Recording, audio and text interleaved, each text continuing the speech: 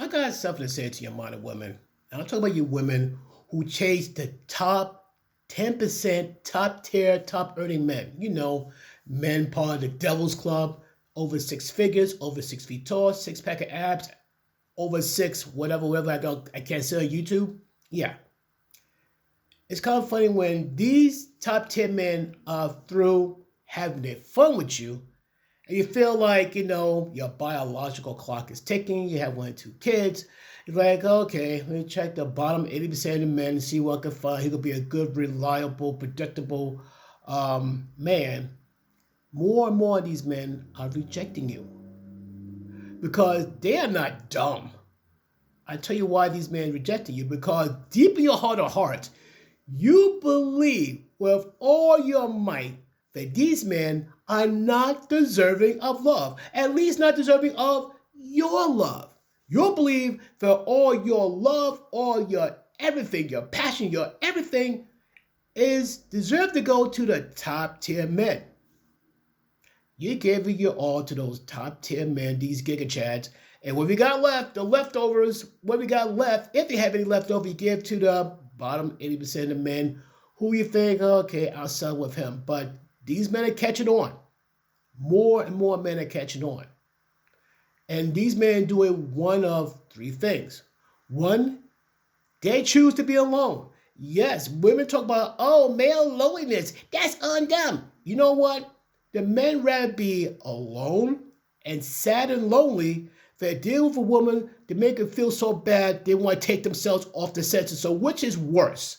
Which is worse? Being sad and lonely, or being with a woman make her feel so bad they don't want to live? Yeah, I think they take the lonely part.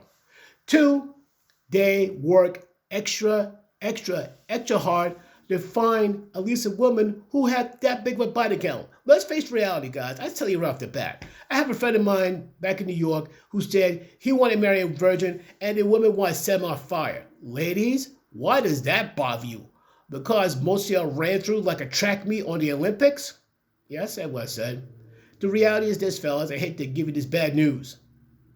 There's a 5% chance of finding such a virgin. So unless you leave the United States, the western part of civilization, and go to a country where it's more traditional, you might go someplace where chastity is way more prized than given away, like hotcakes and all that stuff.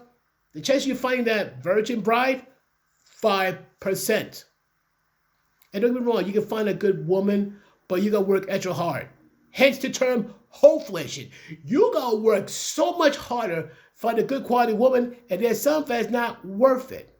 Okay, you find a good woman, all this stuff, but she maybe had like about 50 guys.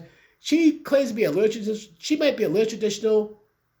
Sometimes she might clean if she's in the mood. She might cook if she's into the mood. She might give you some intimacy when you're married if she's into the mood. Otherwise, you're out of luck. 3, my favorite, get that passport. Go to a country where there's far more traditional women that make for better wives. Go online.